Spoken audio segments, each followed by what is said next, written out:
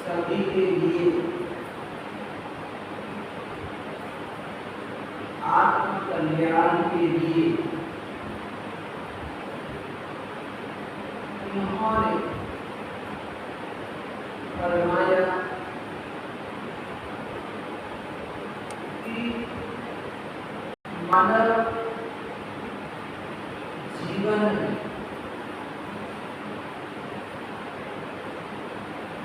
तरह तरह की परिस्थितियां सिचुएशन बनता रहता है, प्रसंग बनते रहते, घटनाएं घटती रहती हैं। कभी कभी अघटित घटनाएं भी घट जाती हैं। तो यहाँ पर दूसरे अध्ययन में परिसर नाम के प्रकरण में परमात्मा याचना नाम का एक परिसर बताया। याचना यानी कि दूसरे से कुछ मांगे, मुझे ये वस्तु चाहिए, मुझे दीजिए। तो इस प्रकार से किसी दूसरे व्यक्ति से मांगना, लेना, तो प्रत्येक व्यक्ति कुछ न कुछ दूसरे व्यक्ति से मांगता है, चाहे साधु हो या साधु। कोई ऐसी वस्तु की पदार्थ की हमको जरूरत पड़ी हो जाती है कि हमारे पास नहीं होता है, तो हम दूसरों से मांगते हैं कि मुझे दीजिए, मुझे इसकी आवश्यकता है। तो इस प्रकार से साधु भी मांगता है और गृहस्थी भी मांगता है, लेकिन दोनों में अंतर। जैसे साधु भी आहार ग्रहण करता है और गृहस्थी भी आहार ग्रहण करता है, भोजन दोनों लेते हैं, भोजन दोनों ग्रहण करते हैं। लेकिन यहाँ पर साधु और गृहस्थी में थोड़ा सा अंतर रहता है, और इस अंतर को समझने के लिए मैं एक प्रसंग बताना चाहूँगा। कोई एक बड़ा सेठ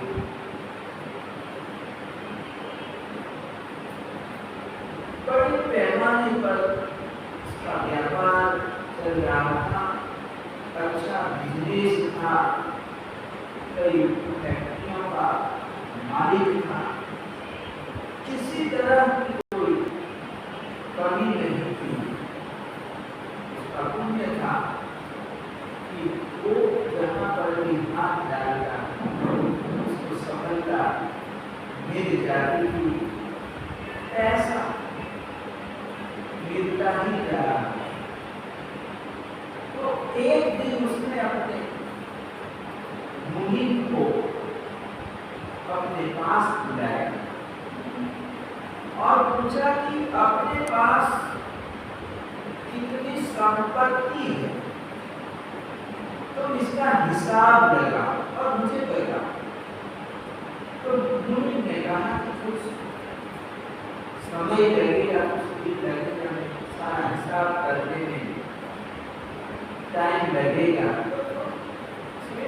कोई बात नहीं है, तुम आराम से हिसाब करके मुझे बताओ कि अपने पास कितनी संपत्ति है।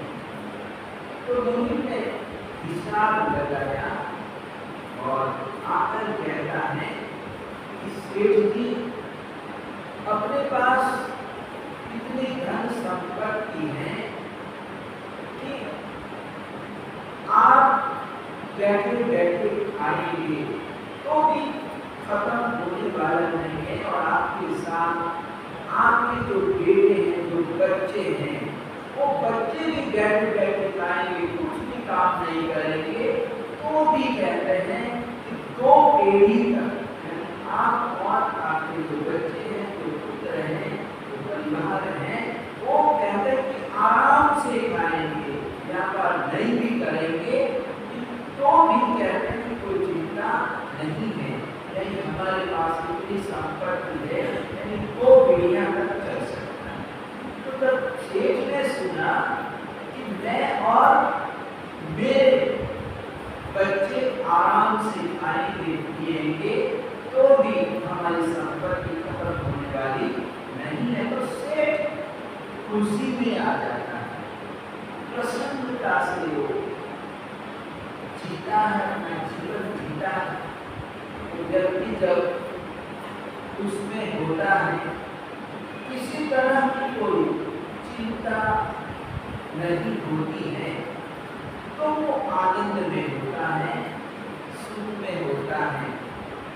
लेकिन एक दिन वो रात में सो रहा था और सोते सोते उसके मन में ये विचार आया कि ठीक है, मेरे पास इतना पैसा है, मेरे को अपने बच्चों की भी चिंता करने की जरूरत नहीं है, लेकिन तीसरी पीढ़ी का क्या होगा, मेरे बच्चों के बच्चों का क्या होगा।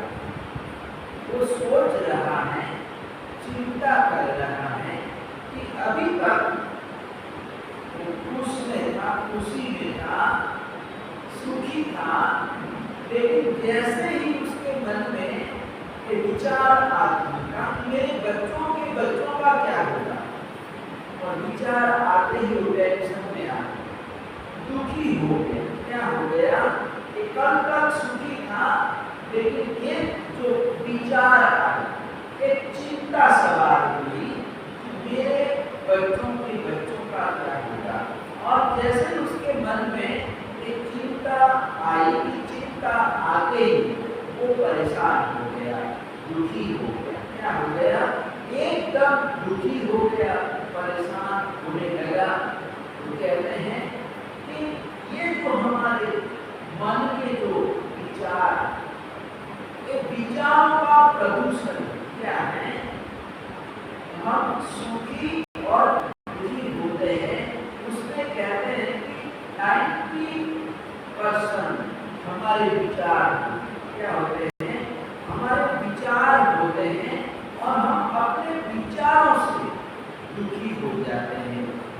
तरह तरह की हम चिंताएं करते रहते हैं, और चिंताओं से कहते हैं कि हम परेशान हो जाते हैं, दुखी हो जाते हैं।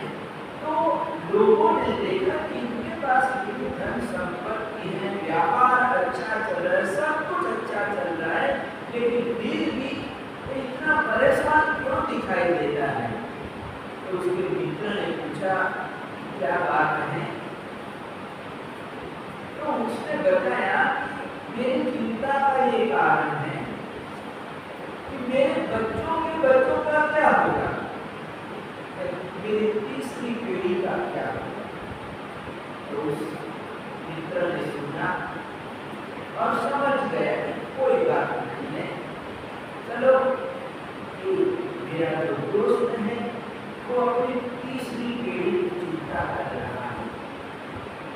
एक दिन क्या हुआ, नगर में कोई महात्मा जी पधारे तो उस मित्र ने सेठ को बोला कि आज अपने नगर में एक महात्मा जी आए हैं और उनके पास जाओ और वो तुमको तीसरी पीढ़ी के लिए क्या करना है, यानी जो आपका टेंशन है, आपकी जो चिंता है, जो आप इतने दुखी हो गए हैं, उसका रास्ता महात्मा जी बता सकते हैं। और महात्मा जी जो भी सेवा कार्य फरमाए आदेश दे वो तो कर देना, कोई बात नहीं है। महाराज जी का भी कोई काम होगा तो मैं कर दूंगा। ऐसा करके दर्शन के लिए गया और उसने अपनी समस्या बताई। महाराज जी समझ गए कि इसकी बीमारी क्या, इसका इलाज कैसे हो सकता है। तो महात्मा जी ने कहा कि आपकी जो समस्या है वो समस्या का समाधान है। संसार में ऐसी कोई समस्या नहीं है जिसका समाधान नहीं है। तो आपकी ये समस्या है और आपकी समस्या दूर हो जाएगी, लेकिन मेरा एक काम करना पड़ेगा। नगर के बाहर एक विधवा माता जी रहती हैं, वो अकेली अपनी बच्ची के साथ रहती हैं, तो उनको एक टाइम का भोजन दिया, एक थाली भोजन दे आना और जो तुम्हारी समस्या है वो समस्या समाधान हो जाएगा, समस्या का हल हो जाएगा। तो सेठ को सोच रहा था कि मेरे को कोई बड़ा दान देना पड़ेगा, लाखों करोड़ों का दान देना पड़ेगा, ऐसा वो सोच रहा था। मन में सोच रहा था कि महाराज जी के पास जा रहा हूँ तो ऐसा संस्था का काम बता देंगे, कुछ करेंगे। वो डर रहा था जाने के लिए भी, लेकिन जब गया और महाराज जी ने कहा बस एक थाली भोजन दे के आ गया तो उसको बड़ा खुश हो गया कि ये तो मेरा काम एकदम सस्ते में हो गया।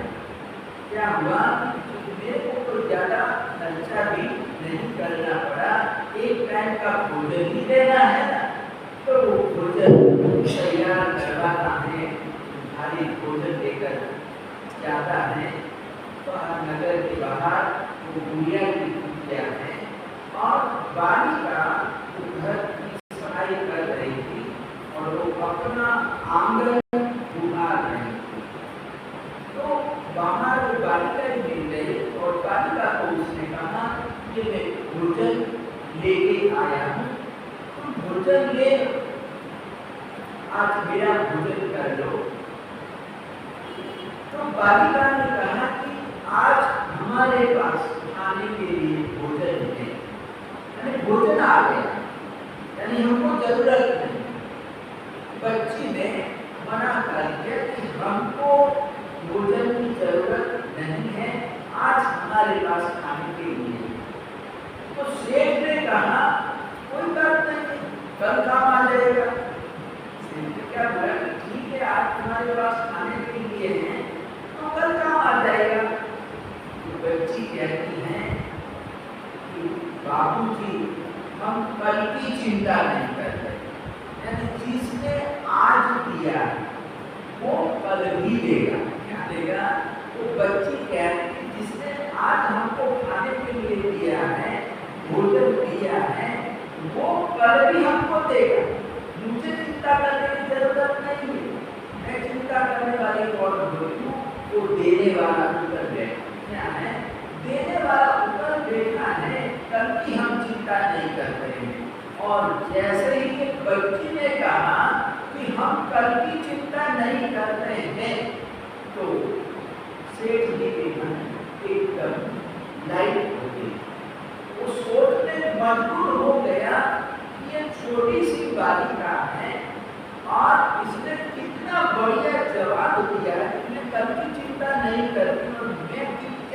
मूर्ख बना, मैं कितना मूर्ख हूँ, तो मैं बच्चों की चिंता कर रहा हूँ। वो सोच रहा कि मैं बच्चों की चिंता कर रहा हूँ, और ये एक बालिका, नादान बालिका है, ये कल्कि की चिंता नहीं करती है। यानी मैं कैसा मूर्ख बना हुआ हूँ, कैसा बेवकूफ हूँ कि मैंने ऐसा टेंशन बात के रखा है, मैं चिंता कर रहा हूँ, लेकिन मेरे जो बच्चों के जो बच्चे होंगे वो पर बुरे घर में थोड़ी होंगे, वो भी अपनी मेहनत करेंगे, क्या करेंगे, वो भी अपना पुण्य लेकर आएंगे। हम सोचते हैं कि बच्चों के लिए कुछ करके जाए, बच्चों के लिए कुछ छोड़ के जाए, लेकिन कहते हैं कि पूर्ण सपूत, एक कहावत चलती है कि पूर्ण सपूत तो क्यों धन समझे, यानी हमारा बेटा सपूत है, क्या है, मेहनती है, परिश्रमी है, पुण्यवान है, क्या है, पुण्यशाली है। तो कहते हैं कि ऐसे बेटे के लिए कुछ छोड़ के जाने की जरूरत नहीं है, कुछ इकट्ठा करने की जरूरत नहीं है। वो तो आपके जाने के बाद 2 दिन के बाद वो इतना कमा लेगा कि जिसकी आप कल्पना भी नहीं कर सकते, उतना वो कमा लेगा। लेकिन अगर कपूत है, क्या है, पूर्ण कपूत तो क्यों धन समझे, अगर अपना बेटा कपूत है, क्या है, अयोग्य है, और अयोग्य बेटे के लिए आप कितना भी छोड़ के जाओगे, 2 दिन में ठिकाने लगा देगा। क्या करेगा वो, 2 दिनों में ठिकाने लगा देगा। तो आपको की हम चिंता क्यों करें, यानी जो हमारे परिवार में बच्चे हैं वो भी अपना पुण्य लेके आए हैं। तो ये जो सेठ का जो प्रसंग है, सेठ अपने बच्चों की चिंता करता है, लेकिन जैसे वो बालिका अबोध है, वो कल की भी चिंता नहीं कर रही है। तो यहाँ पर श्रमण भगवान महावीर स्वामी साधुओं को संबोधित करते हुए कह रहे हैं कि हे श्रमण, तुमको कल की चिंता नहीं करनी, यानी कल आहार मिलेगा या नहीं मिलेगा, कल गोचरी हमको मिलेगी या नहीं मिलेगी, इसकी चिंता नहीं करनी। यानी आज हमको आहार मिले, मान लो आज आहार मिला, हम कल नए क्षेत्र में कहीं अपरिचित गांव में जा रहे, जहाँ हमको कोई जानता नहीं, क्या है, अनजान ऐसे अपरिचित क्षेत्र में जाते, जहाँ पर हमारा कोई भक्त नहीं है, क्या है, मान लो कोई भक्त नहीं है, और कल गोचरी मिलेगी या नहीं मिलेगी, ठहरने के लिए स्थान मिलेगा या नहीं मिलेगा, इस प्रकार की चिंता नहीं करनी, साधु को नहीं करनी है। जैसे आज तो आहार मिल गया, लेकिन कल मिलेगा या नहीं मिलेगा, कल की चिंता नहीं करनी। क्या करना है, कल की चिंता नहीं करनी है, और कल के लिए बचा के रखना भी नहीं। ऐसा नियम है यहाँ पर कि कल के लिए बचा के रखना भी नहीं है।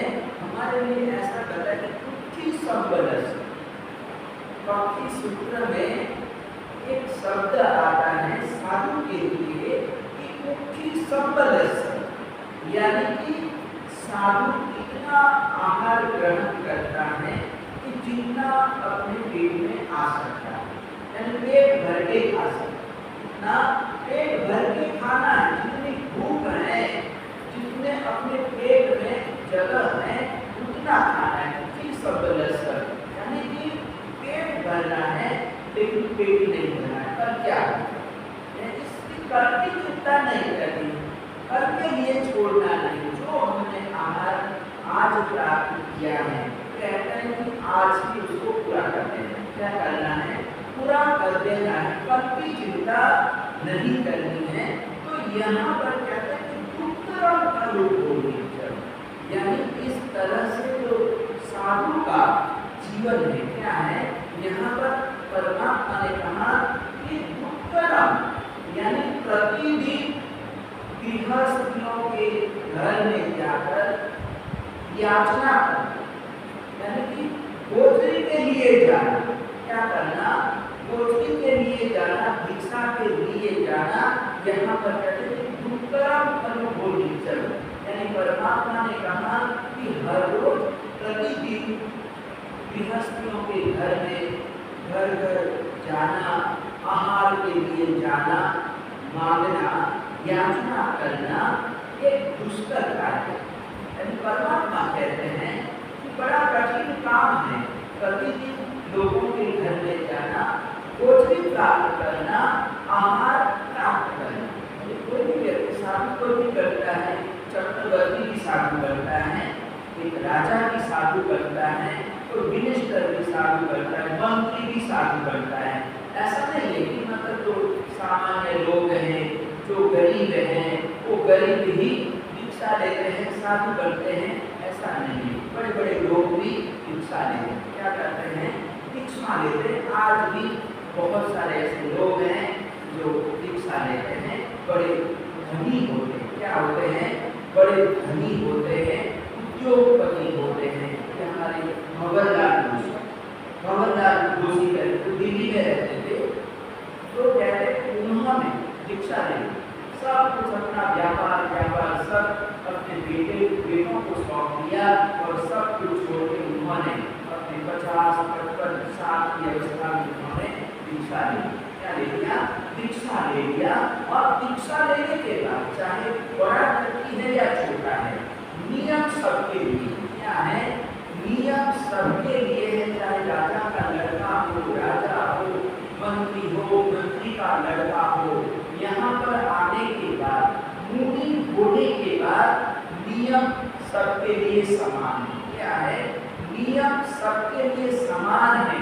कोई सबको जाना होगा, आहार के लिए सब मुनियों को जाना होगा। जैसे हमारे यहाँ पर प्राचीन काल में गुरुकुल हुआ करते थे, तो गुरुकुल में बड़े घर का लड़का भी पढ़ने के लिए आता था और सामान्य घर का भी लड़का गुरुकुल में पढ़ने के लिए आता था। राजा का लड़का राजकुमार भी होता था, तो इधर एक सामान्य व्यक्ति का भी लड़का पढ़ने के लिए आता था।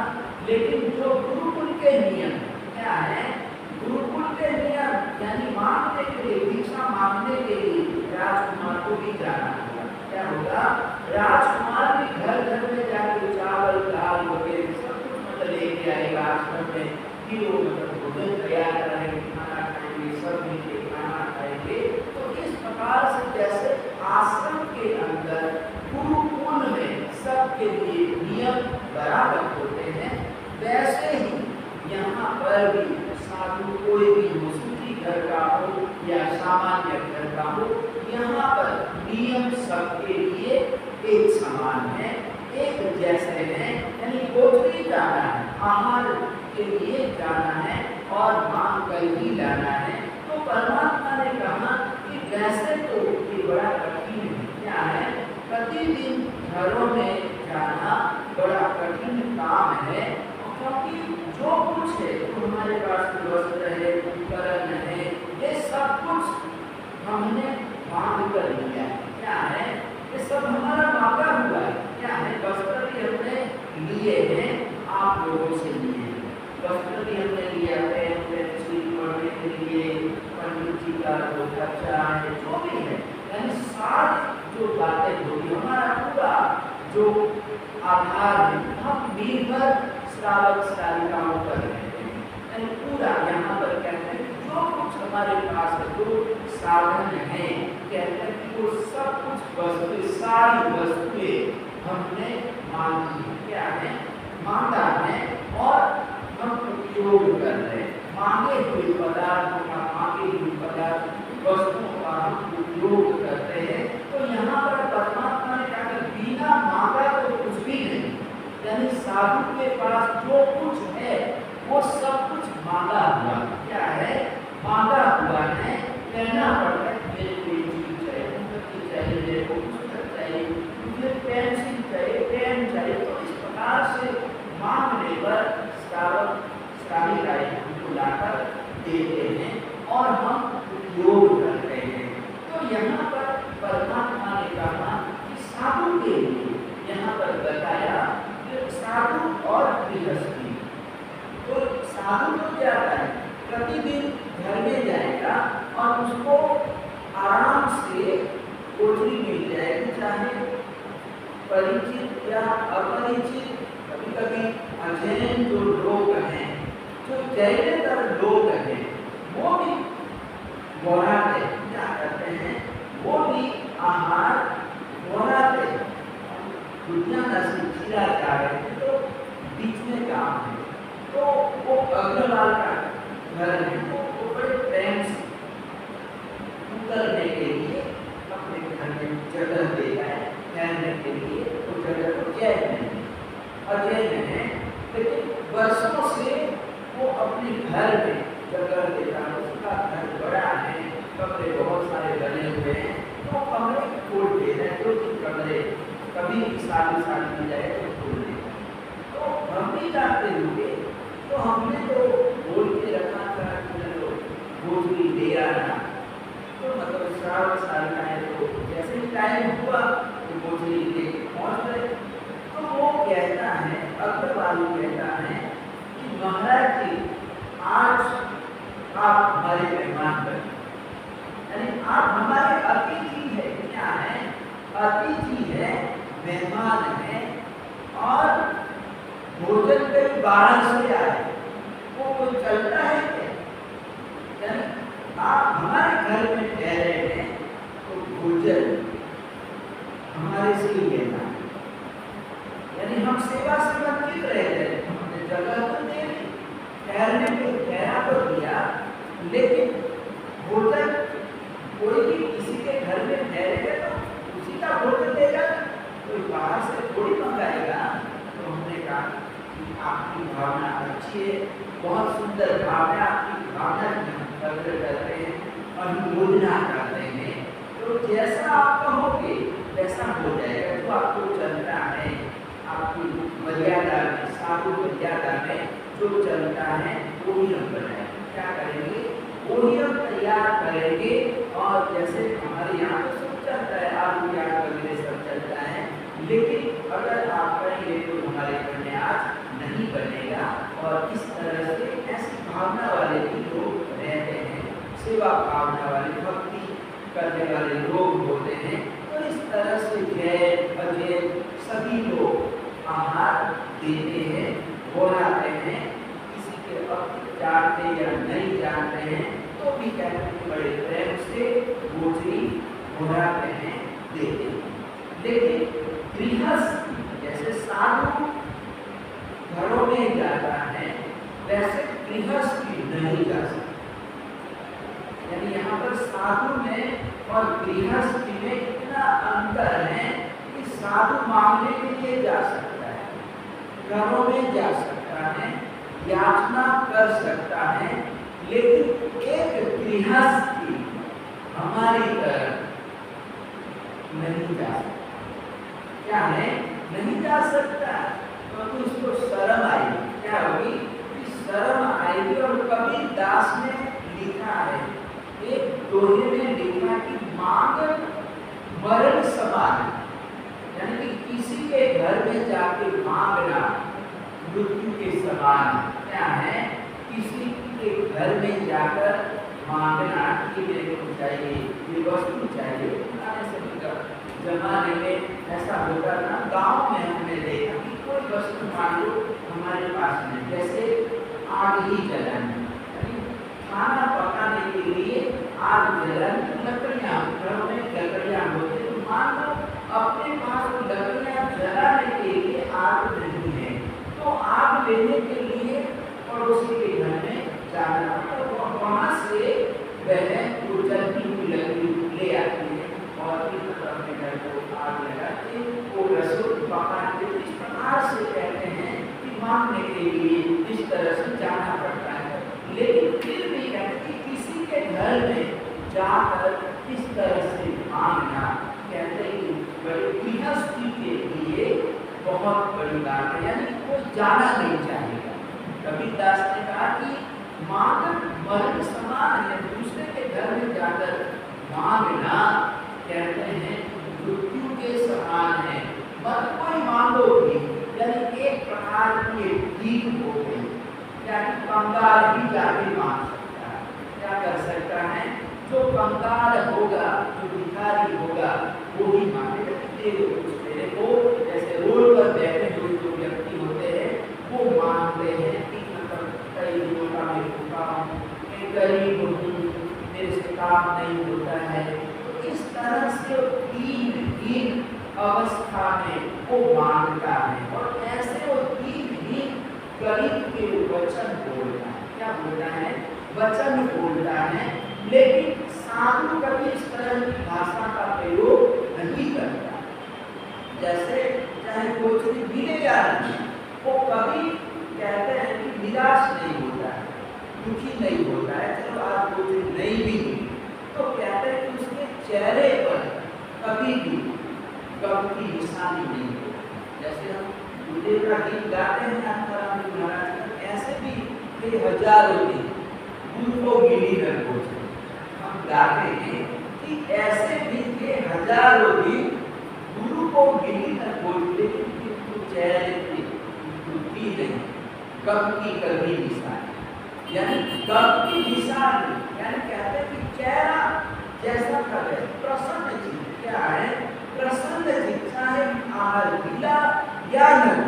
अब वो 17 साल है और लस्सी का एक कटोरा इतना खाने वाले पीने वाले कितने 17 साधु हैं और एक लस्सी का कटोरा मिला, लेकिन एक लस्सी का कटोरा प्राप्त होने पर भी साधु खुश है। क्या है?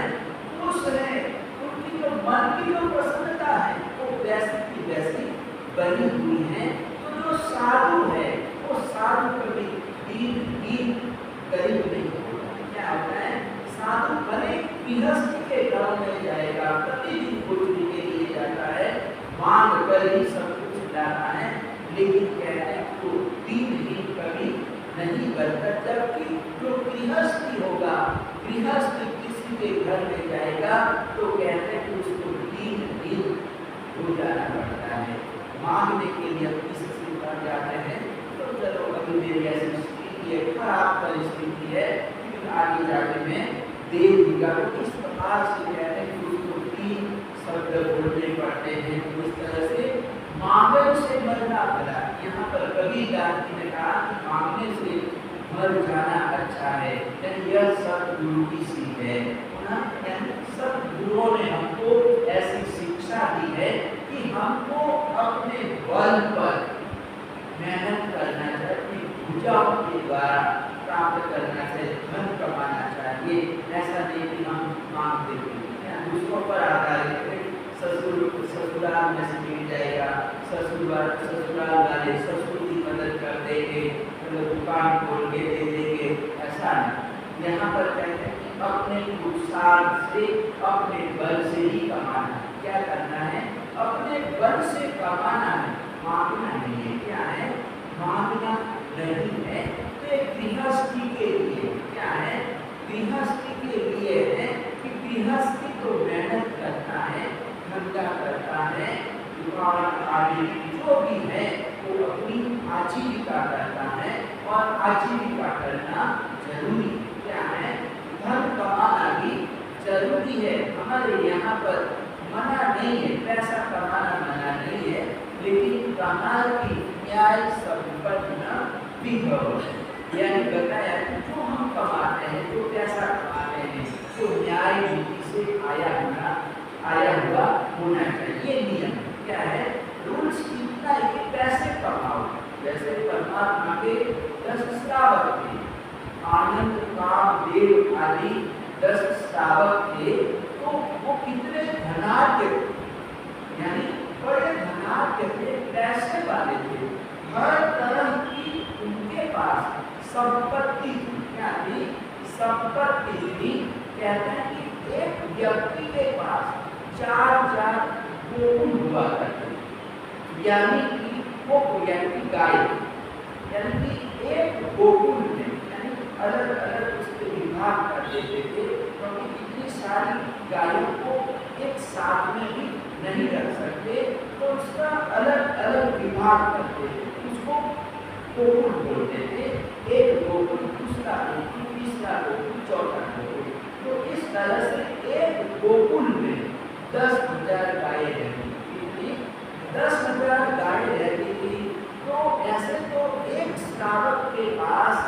चार गोकुल हुआ करते थे। तो एक ही श्रावक के पास 40,000 गाय है। कितनी?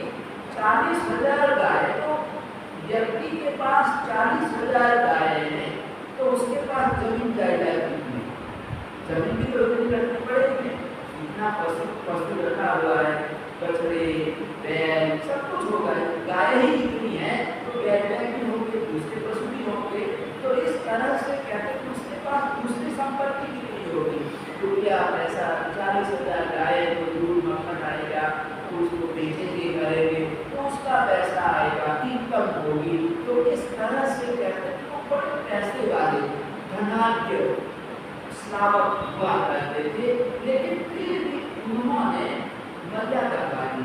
क्या है मर्यादा? कि हमको 10 करोड़ 12 करोड़ उससे ज़्यादा नहीं रखना। क्या है?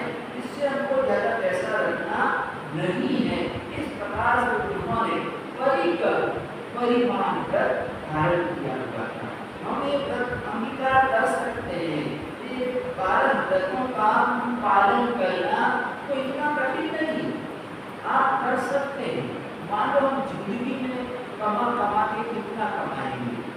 10 लाख, 12 करोड़, 25 करोड़, 50 करोड़, चलो अरब ले, हम जिंदगी में अरब रुपया तक हम कमा सकते हैं। तो चलो अरब रुपये से 1 अरब रुपये से ज़्यादा ऊपर होगा तो मैं नहीं कमाऊँ। ऐसे कहते हैं कि मर्यादा काम लेना, मैं अपने जीवन में 1 अरब रुपये तक कमाऊंगा, इतना मैं रुपया अपने पास रखूंगा। तो ये मर्यादा हो, क्या हो गई? मर्यादा हो। रुपया कमाने के लिए तो मना नहीं है, लेकिन हमने सीमा बांध ली कि जीवन में मेरे को कितना कमाना, कितना पैसा कमाना है। तो इस तरह से हम मर्यादा बांध सकते हैं। तो ये 12 व्रतों का पालन करना आसान है, इतना कठिन नहीं है। लेकिन लोग समझते हैं कि 12 व्रतों का पालन करना बड़ा कठिन होता है और इसीलिए कोई लेता भी नहीं। क्या है? लेता भी नहीं है। और ऐसा भी नहीं है कि आपको 12 व्रत लेने ही पड़ेंगे। यानी जैसे आपकी भावना 4 व्रत, 2 व्रत, 3 व्रत, इस प्रकार से भी आप ले सकते हैं। क्या कर सकते हैं? जिन व्रतों का हम आसानी से पालन कर सकते हैं, कहते हैं कि ऐसे व्रतों को हमको लेना चाहिए। कभी न कभी विषय लेने वाला हूँ कि 12 व्रतों के ऊपर मैं समझाने वाला हूँ कि व्रत हमारे जीवन में कितने उपयोगी है। माता जी ने मेरे को बोला भी है कि कभी आप 12 व्रतों पर भी समझाइए, 12 व्रत क्या होते हैं। तो ये विषय भी मैं चातुर्मास पूरा होने से पहले लेने वाला हूँ। और मेरी ऐसी भी इच्छा है कि हमारे यहाँ पर 12 व्रत अंगीकार किए गए। इसकी पूरी विधि होती है, व्रतोच्चारण विधि होती है। यहाँ पर स्थापनाचार्य चार भगवान रखे, त्रिपुरा रखे, नाम रखे, प्रदक्षिणा पूर्वक जैसे दीक्षा स्नान वगैरह होता है, तो प्रदक्षिणा पूर्वक सारी विधि पूर्वक हम उद्धान करते हैं, दीक्षा दी जाती है। तो वैसे कोई व्यक्ति के 12 व्रतों को चलाता है, ग्रहण करता है, तो विधि पूर्वक व्रत किए जाते हैं। तो इस तरह से यहाँ पर कहते हैं कि धन अर्जित करना है, यानी परिमाण करना, यानी इसकी हमको मर्यादा करनी। तो यहाँ पर कहते हैं धनाढ्य व्यक्ति भी रहते थे, बड़े बड़े धनाढ्य व्यक्ति रहते थे। तो यहाँ पर साधु के लिए और गृहस्थी के जीवन में थोड़ा सा अंतर है। परमात्मा ने कहा कि गृहस्थ को कमाना होगा। क्या कहा? उसके पास पैसा होना जरूरी है। क्या है? जरूरी है। जबकि साधु के पास पैसों की जरूरत नहीं है। हमारे गुरुदेव कहा करते थे कि साधु के पास पैसा है। क्या है? साधु के पास पैसा है तो साधु की कोई कीमत नहीं, साधु की कोई वैल्यू नहीं है। और गृहस्थ के पास पैसा नहीं है। क्या है? गृहस्थ के पास पैसा नहीं है तो गृहस्थ की वैल्यू नहीं है। क्या है? गृहस्थ की वैल्यू नहीं है, यानी दोनों में अंतर है। क्या है? साधु में और गृहस्थ में इतना अंतर है कि साधु के पास पैसा है तो उसकी बदनामी है। क्या है? उसकी बदनामी है। और गृहस्थ के पास पैसा नहीं है, घर-बार नहीं है, तो लोग समझे कि बिना घर का। क्या है? बिना घर का है, कोई ठिकाना इसका नहीं है। बेटी भी कोई देना चाहेगा तो देगा नहीं, इसका तो घर ही नहीं है, कुछ नहीं है। इस तरह से कहते हैं कि गृहस्थी को कमाना पड़ता है। तो यहाँ पर गृहस्थी की यहाँ पर मांग याचना परिसर है। तो साधु के लिए परमात्मा ने बताया कि आप लोगों को आहार चर्या के लिए जाना है, कभी मिले या न मिले, लेकिन मन में कभी भी दुर्भाव नहीं जाना। क्या करना है? दुर्भाव नहीं जाना कि मेरे को संभाला नहीं, देखभाल नहीं की, रोटी का समय हो गया, मेरे घर पर समय बढ़ गया तो भी मेरे को रोटी नहीं मिली, आहार नहीं मिला, ये वो कैसे है। तो इस तरह से अपने मन में दुर्भाव नहीं लाना है। मिले तो भी खुशी और न मिले तो भी खुशी। तो इस तरह से समता भाव में रहना है। और इसीलिए क्योंकि कभी कर्मों की निर्जरा हो सकती है। यहाँ पर साधु गोचरी भी जाता है तो भी कहते कि उसके कर्मों की निर्जरा है। क्या है? कर्मों की निर्जरा है। लेकिन अगर उसके मन में दुर्भाव आ गया, साधु के मन में दुर्भाव आ गया तो फिर कर्म निर्जरा नहीं हो। क्या हो गई? कर्म की निर्जरा नहीं होगी। तो इस तरह से यहाँ पर याचना परिसर सर्व करना है। आगे परिसर आएगा अलाभ। अलाभ परिसर यानी लाभ, यानी मैंने मांगा और मांगने पर भी नहीं। क्या है? मैंने कोई चीज मांगी और मांगने पर भी नहीं मिला, अलाभ होता है। यानी जो लाभ होने वाला था वो नहीं मिला, लाभ नहीं हुआ, तो अलाभ को भी कैसे हम सहन कर सकते हैं। और अलाभ सभी के जीवन में है। क्या है? हम लाभ प्राप्त करना चाहते हैं लेकिन लाभ होता है। सब लोग लाभ चाहते हैं, चाहे गृहस्थ आप ऐसा कोई व्यक्ति नहीं होगा जो लाभ नहीं चाहता। सब लोग लाभ चाहते हैं लेकिन हमारा इतना पुण्य भी नहीं होता है कि लाभ ही लाभ होगा, लाभ ही मिलता है। तो अलाभ यदि कभी नहीं भी मिले तो ऐसे अलाभ के समय में हमको किस तरह से रहना है इसके बारे में आगे।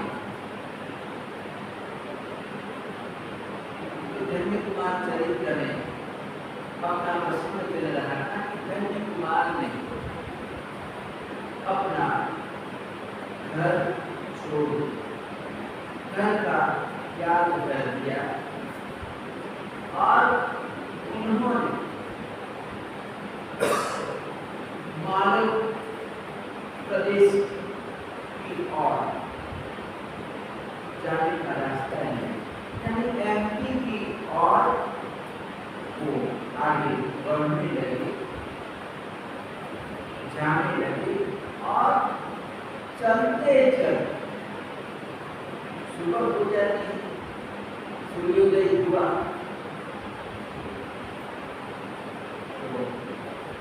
आधी रात के जगे हुए कोई नींद भी नहीं हुई थी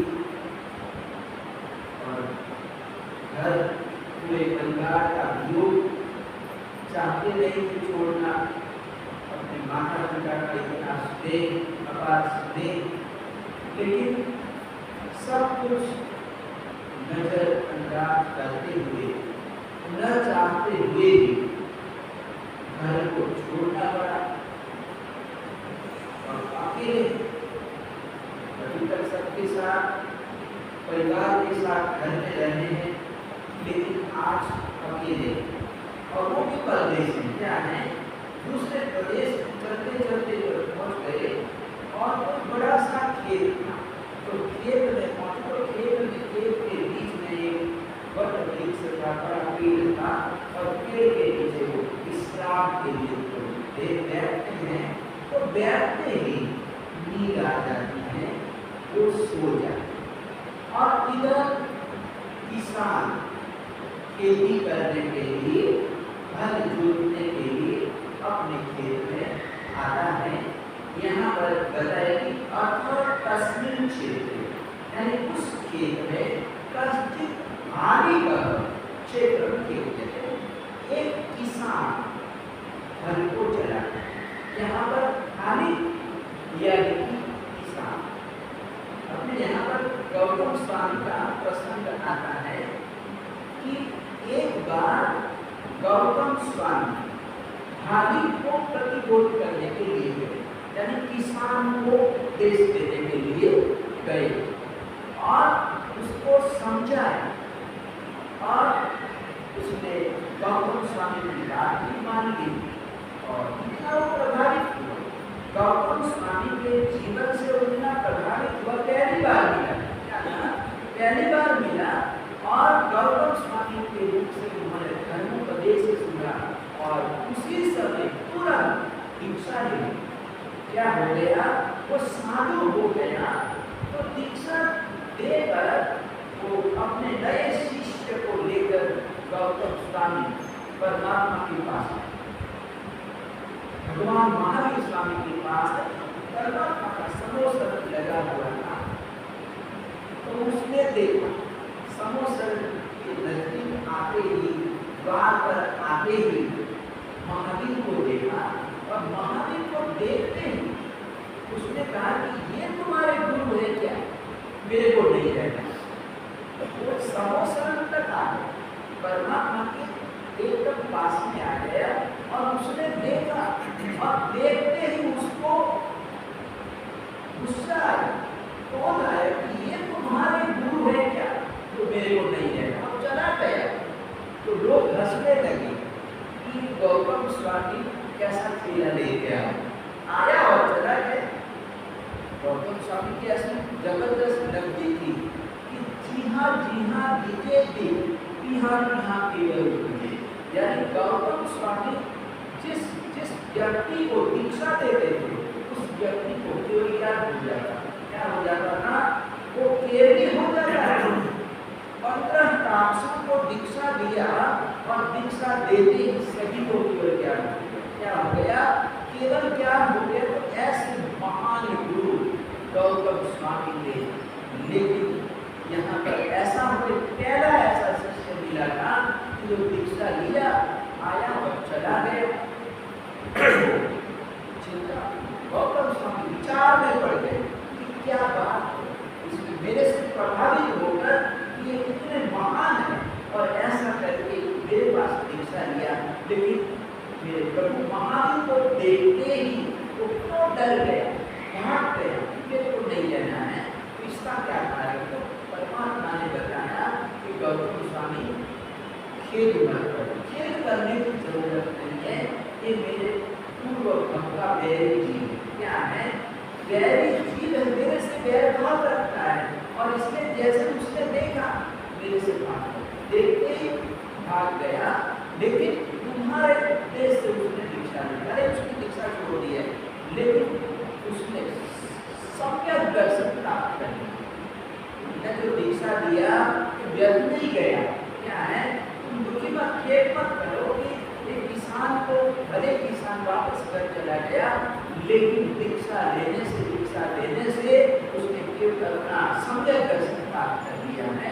तो इस तरह से कहते हैं कि यहाँ पर किसान हाली को भी गौतम स्वामी ने दीक्षा दिया था। तो यहाँ पर किसान आकर ही उसने अपना काम चालू कर दिया, हल जोतना से उसने काम चालू कर दिया और काम करते करते भोजन का समय हुआ। क्या हुआ, भोजन का समय हुआ तो जो उसकी पत्नी थी, वो पत्नी भोजन लेकर खेत में भोजन लेकर, तो सुबह आ गया था, भोजन का समय हुआ तो पत्नी भोजन कराने के लिए भोजन लेके आए।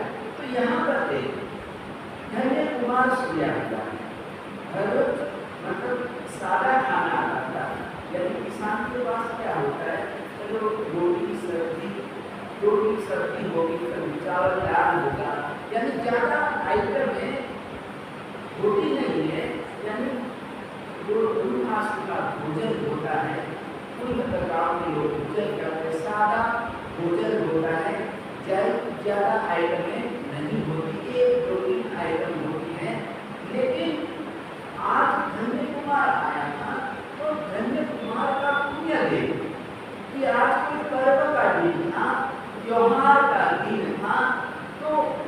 में ऐसा होता है कि हर रोज तो मिठाइयाँ मिष्ठान वगैरह लापसी बापसी नहीं बनती हैं, लेकिन त्योहार का दिन होता है तो ऐसे बड़े दिनों में मिष्ठान मिठाइयाँ वगैरह बनाते हैं। जो कि महीने में कोई का पर्व आता है तो घर में सब मिलके खाना खाते भोजन करते हैं। तो आज कोई पर्व का दिन था, त्योहार का दिन था, तो इसलिए इसमें जो रसोई कैसी की थी, तो यहाँ पर बताया कि सारी दाली त्रिका लवण श्री प्रसव मुख मिष्ठान युक्तम भक्त मानकर, यानी तो जो भोजन लेके आई थी उस भोजन में चावल दाल रोटी सब्जी तो खाई, लेकिन साथ साथ में घी से लटपट ऐसी लापसी भी उसने बनाई।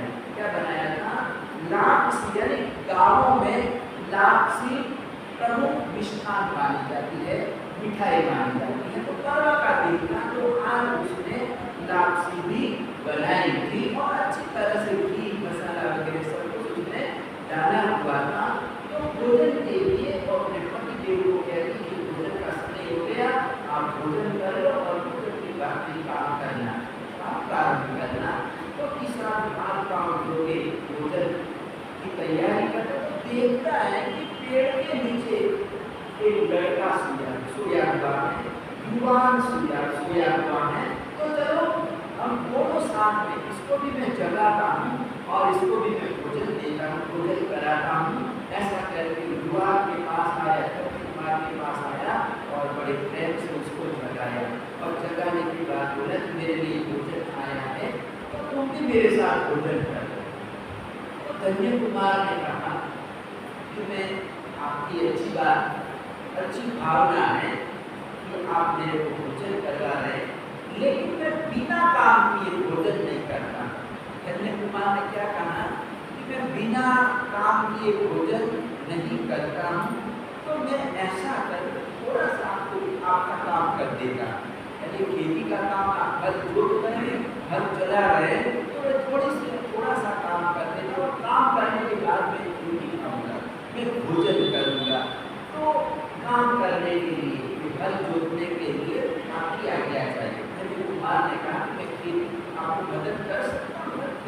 उसने कहा कि आप सज्जन हैं, बाहर से आए हुए हैं, बड़े संस्कारवान लगते हैं, आपको काम करने की क्या जरूरत है? तो मेरा काम है, क्या है?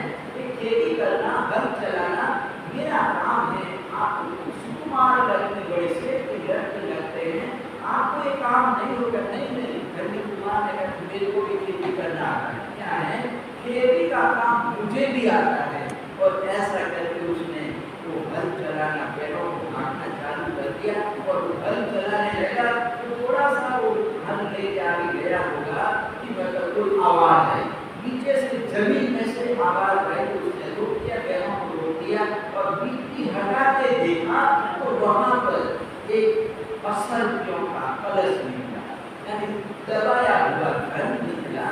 तो धन्य कुमार ने कहा कि आपके खेत में से एक धनराशि चरु निकला है, आप ले लीजिए।